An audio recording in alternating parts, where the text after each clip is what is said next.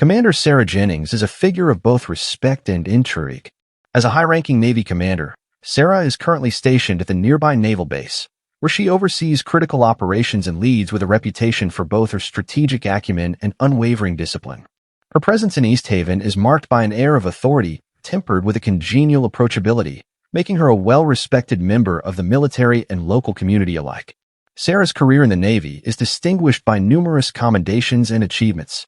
She has been at the forefront of several international missions, known for her tactical precision and ability to remain calm under pressure. Her leadership skills are not only revered among her peers, but have also inspired many young officers who aspire to emulate her career path. Off-duty, Sarah enjoys blending into the laid-back rhythm of coastal life. She is an avid motorcyclist, often seen riding her well-maintained vintage motorcycle along the scenic routes surrounding East Haven. This hobby of hers, a stark contrast to her disciplined military life, allows her a sense of freedom and solitude, which she cherishes deeply. Sarah's integration into the East Haven community is seamless.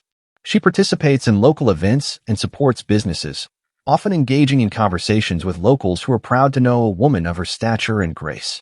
Despite her imposing career, she is approachable and kind, always ready to lend an ear or a helping hand, making her a beloved figure both in and out of uniform. As our story begins, we find Sarah on a clear Saturday morning, heading to her favorite local cafe for a quiet breakfast, her motorcycle gleaming under the early sun. Little does she know, this morning will unfold differently than usual, testing her in ways that echo both her military training and her role within the community. Commander Sarah Jennings joined the Navy straight out of high school, drawn by a strong sense of duty and a desire to serve her country on a grand scale. Over the years, her exceptional skills and steadfast dedication propelled her through the ranks, leading her to become one of the few female commanders in a predominantly male environment. Her specialty in naval tactics and crisis management has placed her at the helm of several critical missions, where her decisions have directly impacted national and international security. Sarah's leadership style is both firm and fair, earning her the respect and loyalty of her subordinates.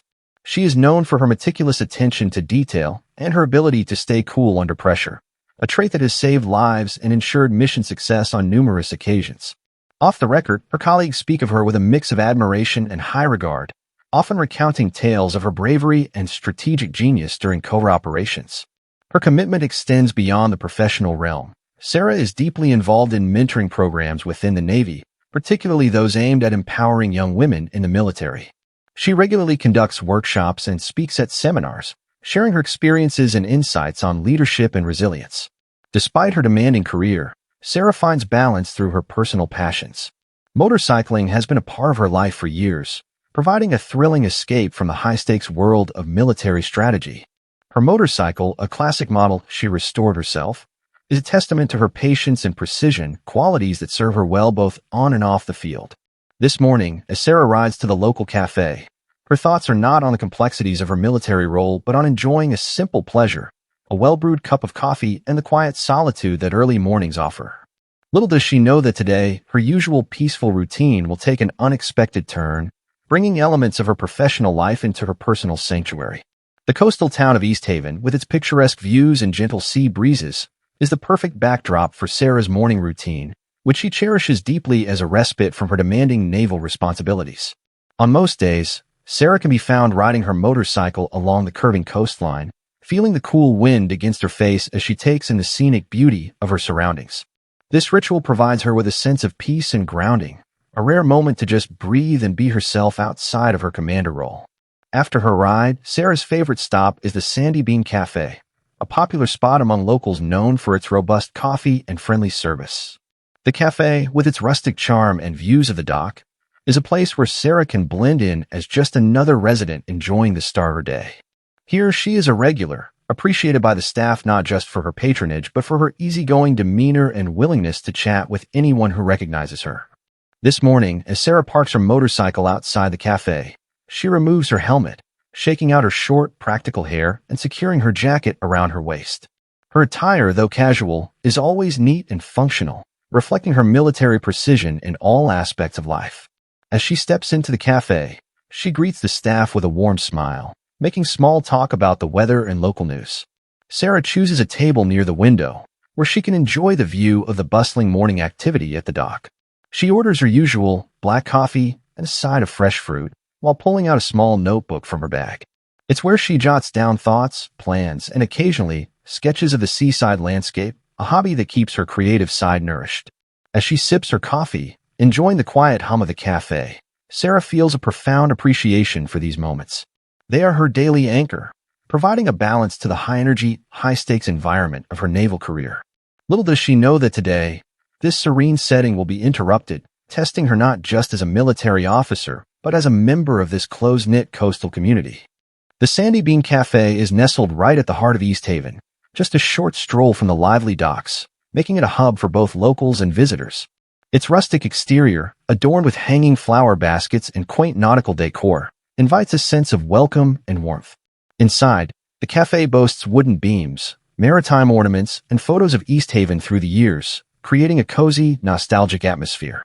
On this particular Saturday morning, the cafe is buzzing with activity. The rich aroma of freshly brewed coffee fills the air, mingling with the scent of baking pastries and the faint saltiness drifting in from the sea. Patrons, ranging from elderly couples enjoying their morning ritual to young families preparing for a day at the beach, chat animatedly, adding to the lively ambience of the cafe. Sarah, seated at her usual window table, observes the scene with a contented smile. She enjoys the sense of community here, the way people greet each other by name, the friendly banter with the cafe staff, and the overall camaraderie that seems to permeate the place. It is a stark contrast to the formality and rigor of her naval environment, offering her a slice of ordinary life that she values immensely. As she takes another sip of her coffee, her attention is momentarily caught by a group of young parents organizing a community beach cleanup, discussing logistics over steaming mugs of coffee and half-eaten muffins. Nearby, a local artist sets up his easel, preparing to capture the morning light on canvas, his presence a familiar and welcomed sight at the cafe. This peaceful tableau, however, is abruptly disrupted by the sound of heavy engines roaring to life outside. The cafe's patrons turn towards the window, expressions of curiosity quickly turning to annoyance as a group of bikers pulls up in front of the cafe. The engines cut through the calm like a knife, and the bikers' laughter and shouts jar the relaxed atmosphere as they dismount and head towards the cafe's entrance. Sarah's eyes narrow slightly as she watches them approach. She's seen their type before in other towns, groups that thrive on intimidation and disruption. As they enter the cafe, she straightens up, her military instincts kicking in, preparing her for whatever might come next. The bikers swaggered into the Sandy Bean Cafe, their presence immediately altering the ambience from tranquil to tense. Clad in leather jackets emblazoned with the logo of their gang, the Coastal Reapers, their attire screamed rebellion and defiance. They were a known group in the region, notorious for their love of loud motorcycles, raucous behavior, and scant respect for the communities they passed through. Leading the pack was Jake, a burly man with a thick beard and an air of arrogance that seemed to challenge anyone to say something about their disruptive entrance. With him were 4 others, each carrying the same confident, imposing demeanor that suggested they were used to getting their way through intimidation. As they made their way to the counter, their heavy boots thudding against the wooden floor, the noise of their laughter and harsh exchanges cut sharply through the cafe's usual buzz of conversation. They ordered their coffees with loud voices, making exaggerated gestures and smirking at the other patrons, some of whom shifted uncomfortably in their seats. Jake leaned against the counter, his eyes scanning the room, taking note of the unease they were causing. He seemed to relish the effect, his gaze lingering with particular interest on Sarah, whose calm demeanor and confident posture set her apart from the rest of the cafe's clientele.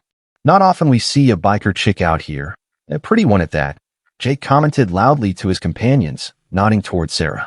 His words, intended to provoke a reaction, carried easily across the room. Sarah's eyes met Jake's briefly, her expression unreadable. She gave nothing away, turning her attention back to her coffee as if the comment had been directed at someone else entirely. But inside, her military training was on high alert, her mind already assessing the situation and calculating potential outcomes. The bikers continued to make their presence felt, taking up a large table and spreading out their gear, laughing and speaking in tones that made it clear they didn't care about the disturbance they were causing. The cafe staff, used to handling all sorts of customers, served them with practiced professionalism, but exchanged wary looks that mirrored the tension filling the space. As the situation unfolded, Sarah remained a quiet observer, her training telling her that the best course of action for now was to wait and watch. The bikers had not crossed a line that warranted confrontation yet, but she was prepared to stand her ground if they did. Her presence at the cafe was no longer just another part of her routine. It had become a standoff, albeit a silent one, between her disciplined calm and their overt disruption. The bikers, now settled and increasingly boisterous, continued to dominate the atmosphere of the cafe. Their loud conversations and bursts of laughter drew uneasy glances from other patrons. Unperturbed by the discomfort they were causing, Jake, the leader, turned his attention back to Sarah, perhaps intrigued by her nonchalant reaction to their earlier comment. "Hey, lady, nice bike out there. Really suits a tough girl like you, doesn't it?" Jake called out to Sarah, his tone a mix of sarcasm and mock admiration, as he gestured toward the window where Sarah's motorcycle was parked. The other bikers turned to look, smirking and nodding in approval of their leader's taunt. Sarah took a slow sip of her coffee, then set down her cup with deliberate calm. She turned to face Jake, her expression composed. "Thank you," she replied, her voice steady and clear. "It served me well."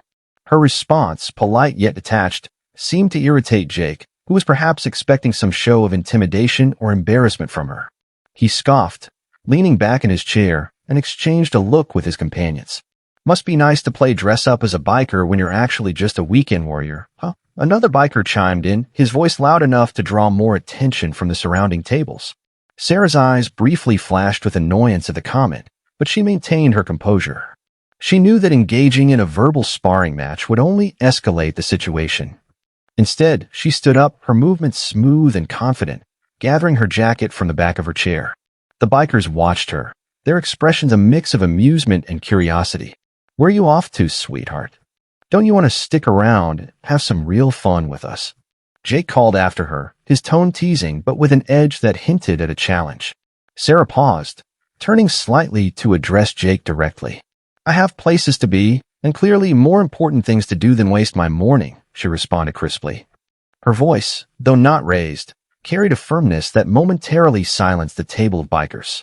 The cafe's other patrons watched the exchange with a mix of apprehension and admiration for Sarah's calm defiance. Her posture, unwavering even in the face of provocation, spoke of her background in ways that words never could. Her response was not just a dismissal, but a subtle warning. She was not someone to be underestimated or harassed. As she walked past their table, the bikers' laughter resumed, albeit with less conviction. Sarah's exit was dignified and composed, leaving an impression of strength that subtly shifted the dynamics within the cafe. The staff and other customers couldn't help but feel a surge of respect for her, reinforced by the dignity with which she handled the unwelcome attention. Exiting the cafe, Sarah made her way back to her motorcycle. Her calm demeanor belied the adrenaline that surged quietly beneath the surface, a testament to years of discipline and experience in handling hostile situations. As she prepared to mount her bike, Jake and two of his companions stepped out of the cafe, seemingly not ready to let the confrontation end so quietly. "Leaving so soon?" Jake taunted, striding towards Sarah with a swagger that seemed to command the space around him. His voice carried a hint of mockery mixed with a curious respect that had emerged after witnessing her composed exit. Sarah turned to face him, her motorcycle helmet now tucked under her arm. She surveyed Jake and his companions with a measured gaze, assessing their intentions. "Yes, I'm leaving," she stated firmly. "And I'd recommend you focus on enjoying your morning rather than wasting it on causing trouble." Her reply was direct and authoritative, reflecting not just her military training but also her inherent leadership qualities. Jake paused, taken aback by her assertiveness. The atmosphere tensed for a moment as the bikers and Sarah assessed each other, an unspoken challenge hanging in the air. The standoff was interrupted by the arrival of another cafe patron, who stepped outside and gave Sarah a supportive nod. This small gesture of solidarity seemed to shift the dynamics, reminding Jake and his gang that their behavior was not going unnoticed by the locals. Jake grinned, attempting to maintain his bravado. "Just having some fun, ma'am." "No harm meant," he said, his tone slightly conciliatory but still edged with defiance. Sarah nodded, her response cool. "Fun is good when it's not at the expense of others. Remember that." With that, she put on her helmet, swung her leg over her motorcycle, and started the engine. The bike roared to life under her expert control, a clear signal that she was not to be trifle with. As she pulled away, the bikers watched, their expressions a mix of respect and frustration. They had encountered many individuals in their rides across the coast, but few had handled themselves as Sarah did. There was a grudging admiration in their eyes, even if they wouldn't admit it aloud. Back in the cafe, the patrons and staff resumed their activities, but the air was lighter, the sense of unease lifted by Sarah's handling of the situation. Stories of the morning's events would soon weave their way through East Haven, further solidifying Sarah's reputation not just as a Navy commander, but as a respected and formidable member of the community. Although Sarah had left, the residue of tension lingered in the cafe. The other patrons, now buzzing with quiet conversation about the encounter, watched cautiously as Jake and his gang remained. After a few moments of regrouping and murmur discussion among themselves, the biker's demeanor shifted from bravado to something more contemplative. It seemed Sarah's composed challenge had sparked a degree of introspection, albeit grudgingly. Inside, the cafe staff resumed their duties with an added sense of wariness, keeping a close eye on Jake and his companions. The manager discreetly positioned himself near the biker's table, ready to intervene should any further trouble arise. His presence was a silent assertion of control, a reminder that the hospitality of the Sandy Bean Cafe did not extend to those who disrupted its peace. The bikers, sensing the heightened scrutiny, toned down their behavior somewhat but continued to make their presence felt. Their conversation was still louder than necessary, a defiant assertion of their refusal to be cowed. However, as minutes passed, the initial energy that fueled their disruption seemed to wane. The reality of being outnumbered by disapproving locals and the unexpected assertiveness from Sarah started to dampen their spirits. Jake, always the ringleader and barometer for the group's mood, eventually signaled for the bill. As they prepared to leave, he made a point of loudly thanking the staff, a poorly veiled attempt to salvage some dignity after the earlier confrontation. "Thanks for the hospitality," he said, his voice dripping with a sarcasm that didn't quite mask an underlying frustration. The biker's departure was met with palpable relief from the other cafe patrons, who exchanged looks of approval and quiet satisfaction. Once the group had exited, the manager approached the remaining customers, apologizing for the disturbance and assuring them that steps will be taken to prevent similar incidents in the future. This proactive approach helped restore the cafe's atmosphere, reinforcing a sense of community and resilience among the patrons. Conversations gradually returned to normal, with many expressing admiration for Sarah's handling of the situation. Her calm but firm response was now the subject of much discussion, serving as a reminder of the strength and dignity that characterized the town's residents. The incident had not only demonstrated Sarah's personal resolve, but it also reinforced the communal values of East Haven: respect, unity, and a shared commitment to maintaining peace. The incident at the cafe, though resolved without physical altercation, left an indelible mark on East Haven's community consciousness. In the days following, the story of Sarah's encounter with the bikers circulated through the town, discussed in hushed tones and sometimes with a hint of pride. Sarah's reputation as a steadfast and formidable leader was no longer just recognized within the confines of her professional environment, but had become a topic of admiration within the broader community. Meanwhile, the standoff at the cafe seemed to ignite a series of reflections among the members of the Coastal Reapers. The encounter with Sarah had unexpectedly challenged their typical dynamics of intimidation and disorder. Back at their usual hangout, a dimly lit bar on the outskirts of town, the bikers gathered to recount the day's events. The mood was unusually subdued.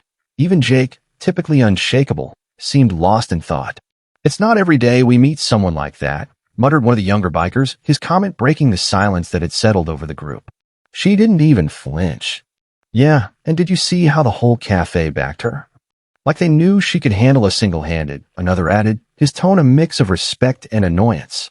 Jake listened, his usual smugness tempered by a grudging respect for Sarah.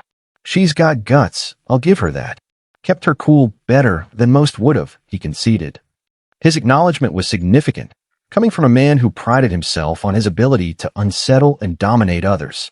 This moment of introspection was unusual for the bikers, who were more accustomed to recounting tales of unchallenged escapades and easy dominance. The conversation slowly turned from what had happened to why it had unfolded the way it did. For perhaps the first time, they considered their actions and their impact from a different perspective, one influenced by Sarah's calm authority and the solidarity shown by the townspeople. "We gotta think about what we're doing, man. Riding into these small towns, stirring shit up. It's getting us nowhere." One of the older members spoke up, his words prompting nods from some of the others. This reflection was a departure from their usual bravado, hinting at a possible shift in how they viewed their place in the broader community. As the night wore on, the bikers discussed how they might need to adapt their behavior to avoid further damaging their reputation or encountering more resistance like they had with Sarah.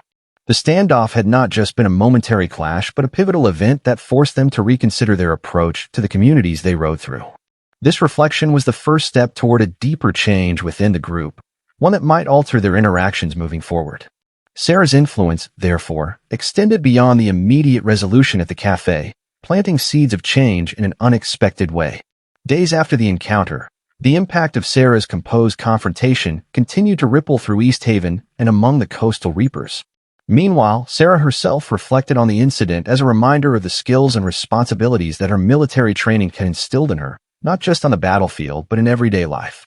As a Navy commander, Sarah had undergone extensive combat training, which included hand-to-hand combat and strategic de-escalation techniques.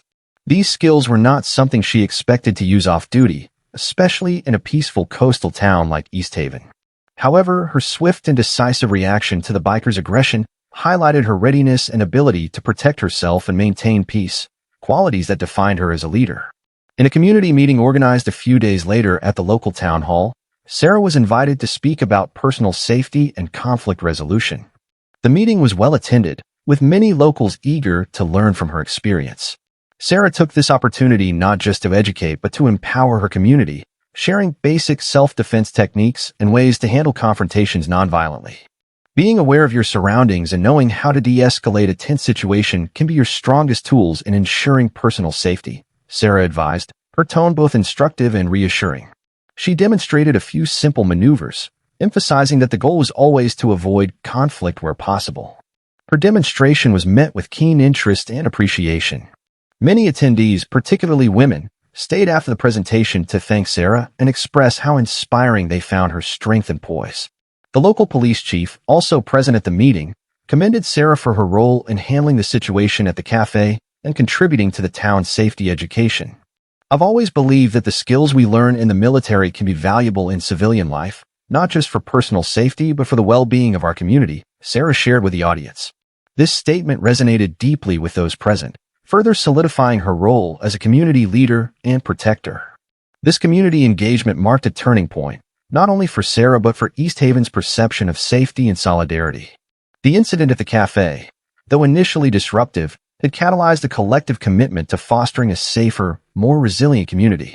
Sarah's leadership and skills were now recognized not only as assets in times of conflict, but also as integral to the town's fabric of community support and empowerment. In the wake of Sarah's defensive demonstration at the town hall, word spread quickly throughout East Haven, further influencing the town's perception of her and, unexpectedly, of the bikers as well.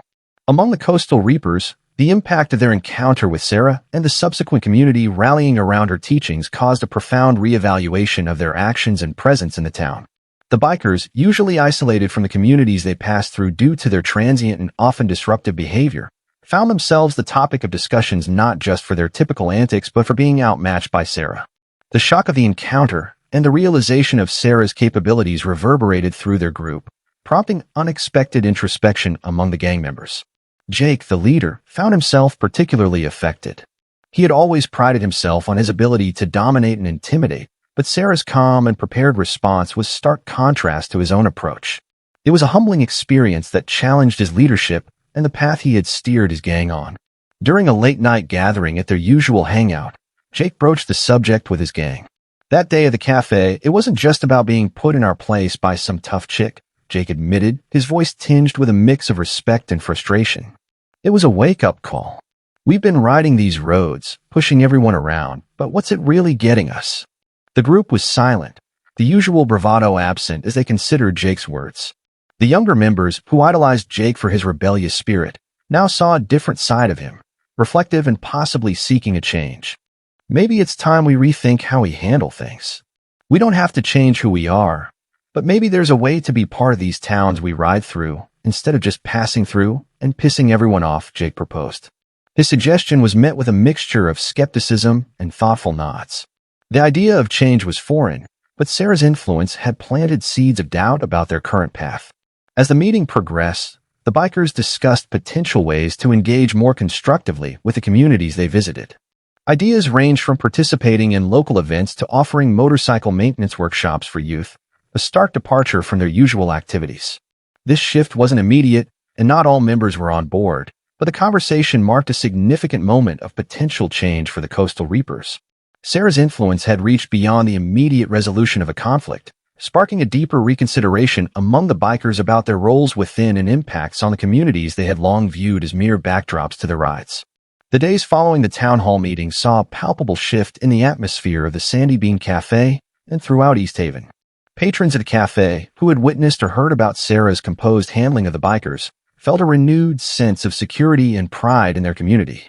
This sentiment was especially strong among those who frequented the cafe, as they had often felt vulnerable to the disruptive antics of the Coastal Reapers and similar groups. At the cafe, conversations often turned to discussions about personal safety and the importance of community solidarity. Many patrons expressed their gratitude to Sarah, not only for her role in de-escalating the situation, but also for empowering them with her knowledge and courage. Her actions had turned her into a local hero, though she humbly shrugged off such titles, focusing instead on the broader benefits to the community. The manager of the Sandy Bean Cafe, inspired by Sarah's leadership, decided to host regular community safety workshops. He coordinated with Sarah and the local police to organize these events right at the cafe, transforming it from just a social hub into a center for community empowerment. These workshops covered basic self-defense, legal rights, and how to handle various emergencies, drawing in a diverse group of attendees eager to participate and learn. Sarah's involvement added a layer of credibility and seriousness to the initiative. Her presence at these workshops, sometimes leading them, sometimes participating, helped bridge the gap between the civilians and law enforcement, fostering a deeper sense of trust and cooperation. Additionally, the cafe started a community bulletin board, where information about safety tips, upcoming workshops, and community events could be posted. This board became a focal point in the cafe, symbolizing the proactive steps the community was taking to maintain and strengthen their shared security and well-being. As weeks turned into months, the impact of Sarah's influence was evident not just in the increased attendance at these workshops, but also in the heightened communal spirit. People greeted each other with more warmth, watched out for each other's properties, and shared responsibilities for community events. The support Sarah had initiated by standing up to the bikers had grown into a robust network of mutual assistance and respect, enriching the social fabric of East Haven. The Sandy Bean Cafe, at the heart of these changes, saw a surge in patronage, not only because of its coffee and pastries, but also as a gathering place where people felt safe and valued. The community's response was a testament to the power of individual courage to inspire collective action, turning a once vulnerable spot into a stronghold of community pride and cooperative spirit. The growing involvement of the community and the proactive stance taken by the Sandy Bean Cafe soon caught the attention of the local law enforcement, who saw an opportunity to strengthen their relationship with the townspeople. Recognizing the importance of community policing, the East Haven Police Department decided to increase their presence around the cafe and other key areas, not as a show of force, but as part of a collaborative effort to ensure public safety and to foster open communication. One afternoon, as one of the safety workshops was about to conclude at the cafe, 2 local police officers casually dropped in. Their timing was impeccable, allowing them to address the gathering briefly. Officer Martinez, who had known Sarah from various community events, took the lead. "Good afternoon, everyone," Officer Martinez began, his tone friendly and reassuring. "We just wanted to stop by and let you all know that we're here to support these fantastic initiatives that Sarah and the cafe have started. We believe that a safe community is a united community, and we're here to assist in any way we can." The presence of the police was met with positive reactions from the attendees, who appreciated the visible commitment to their safety. The officers stayed for coffee, answering questions and discussing various concerns with the patrons.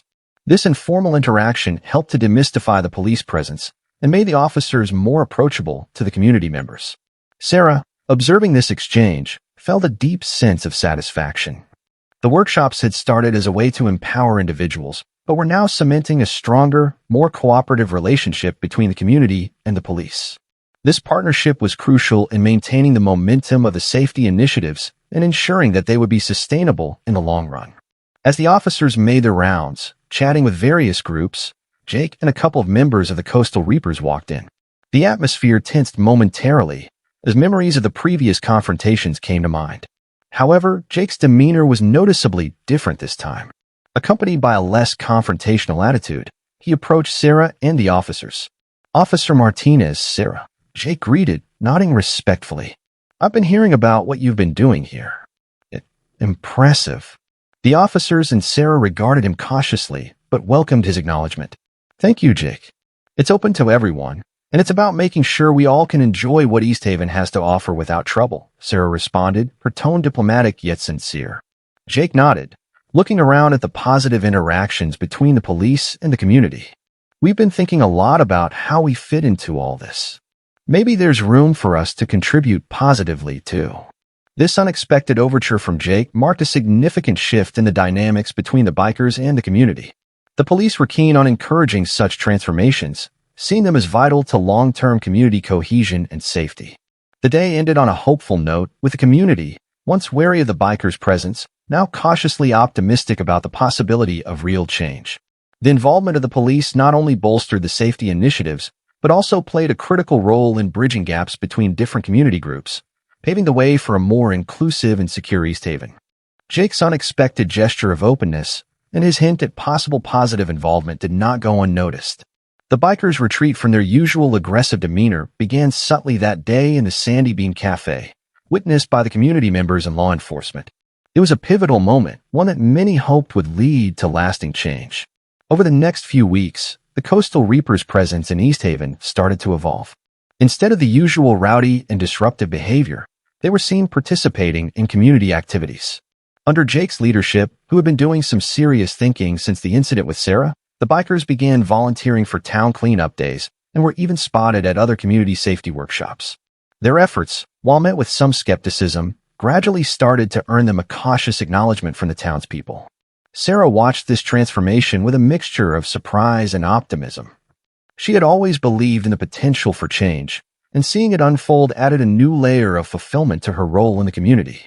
Her interactions with Jake, although still reserved, became more frequent and focused on constructive ways the bikers could contribute. The police, too, played a crucial role during this transitional period. Officer Martinez and his colleagues facilitated discussions between the bikers and community leaders, helping to set up guidelines and expectations for the bikers' involvement. This guidance helped ensure that the bikers' efforts were coordinated and genuinely beneficial to the community. One afternoon, at a local fair where the bikers were helping set up booths, Sarah and Officer Martinez had a brief conversation as they observed the scene. "It's remarkable, isn't it?" Sarah remarked, her eyes scanning the fairground where families mingled with the bikers, who were handing out balloons to children. "It really is," Officer Martinez agreed. "I think your stand that day at the cafe did more than just handle a tough situation. It sparked a chance for real change. It's about showing them a way back into the community, a role where they can be seen as more than just troublemakers." As the fair continued, the community's spirit was palpable, with laughter and music filling the air. The bikers, once the source of tension, were now part of the celebration, contributing to the town's joy rather than detracting from it. Their retreat from antagonism to active participation was a testament to the community's resilience and capacity for forgiveness and integration. This change culminated in a small ceremony at the end of the fair, where the town mayor publicly thanked the bikers for their efforts. Jake, standing with his fellow bikers, accepted the acknowledgement. "We've been a part of the problem for a long time," he admitted in front of the crowd. "It's about time we started being a part of the solution." Sarah, watching from the sidelines, felt a profound sense of community and hope. The bikers' retreat from their previous disruptive behavior and their new role in the community was a powerful reminder of the possibility of redemption and the strength of unified, compassionate community action.